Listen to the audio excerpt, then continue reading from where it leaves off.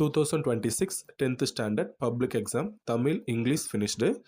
Next maths எக்ஸாமுக்கு preparation start பண்ணியிருப்பீங்க. 8 days இருக்குது அப்படின்னு லிபரலாக ப்ரிப்பேர் பண்ணாமல் கொஞ்சம் கான்சன்ட்ரேஷனோட சம்ஸ் பாருங்கள். நிச்சயமாக அதிக மார்க் ஸ்கோர் பண்ண முடியும். All the best for that.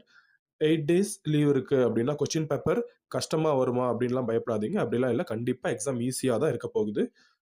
உங்களுக்கு யூஸ்ஃபுல்லாக இருக்க மாதிரி last 5 years 5 mark question chapter wise எத்தனை கேட்டிருக்காங்க அப்படின்னு தான் நீங்கள் பார்த்துட்டு இருக்கீங்க.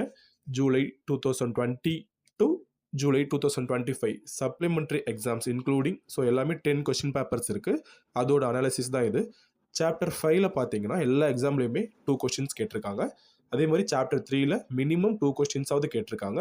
சாப்டர் 2ல ஃபர்ஸ்ட் எக்ஸாம் தவிர ரிமைனிங் எல்லா இயர்லையுமே 2 கொஸ்டின்ஸ் கேட்டிருக்காங்க. அதே மாதிரி லாஸ்ட் 4 கொஸ்டின் பேப்பர் பார்த்தீங்க அப்படின்னா 2 சாப்டர் தவிர மீதி எல்லா சாப்டர்லையுமே 2 கொஸ்டின்ஸ் கேட்டிருக்காங்க. இந்த அனாலிசிஸ் கண்டிப்பாக உங்களுக்கு யூஸ்ஃபுல்லாக இருக்கும்னு நினைக்கிறேன். தேங்க்யூ.